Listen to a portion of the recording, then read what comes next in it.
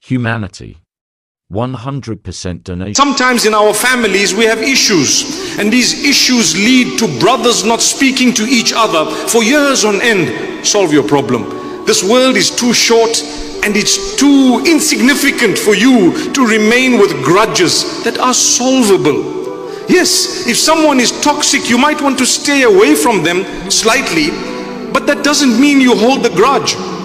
If I don't want to interact with you, it does not mean I hate you. It does not mean I dislike you. It just means perhaps I'm uncomfortable because I don't want to be bitten from an angle that I was already bitten from in the past.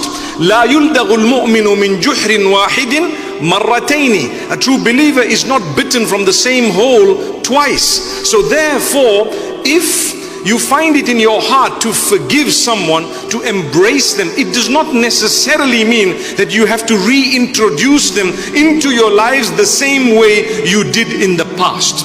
Sometimes you have an ex. You know what an ex means? Not Twitter, by the way. It means someone you were married to previously. And I'm not talking of haram relations, because those exes are exes even if they were ticks, okay? But if you have had someone who you were married to previously and something nasty happened, you divorced, it's okay, it's over, it's gone. You know what? Release. You may not want to associate with them, but don't, it's over, it's gone, it's history. You're not the first person, and you will never be the last person who's actually been through a divorce. Everyone's been through it, or a lot of people have. So find it in your heart to forgive. You may not want to interact so much, because obviously what is the need for it unless you have children? And if you do, be a very mature person about it. Be a believer. Be one who is conscious of Allah. At the time of the Sahaba radiallahu anhum, when they divorced, they actually told another, look, I didn't get on with her, but perhaps she might be good for you. Subhanallah. Would you ever do that?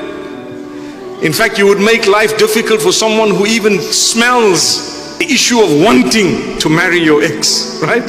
Even though that's your ex, I mean, come on, what's the issue? May Allah Almighty grant us not just humility, but together with that, maturity, even from a religious perspective. We need to understand Allah, the power of Allah is supreme. The power of Allah is unmatched. The power of Allah encompasses absolutely everything.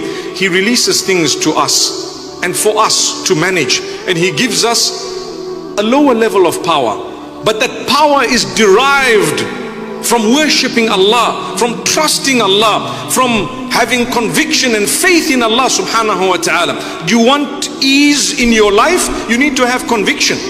You want ease in your life? You need to have something known as consistency in worship. Very important.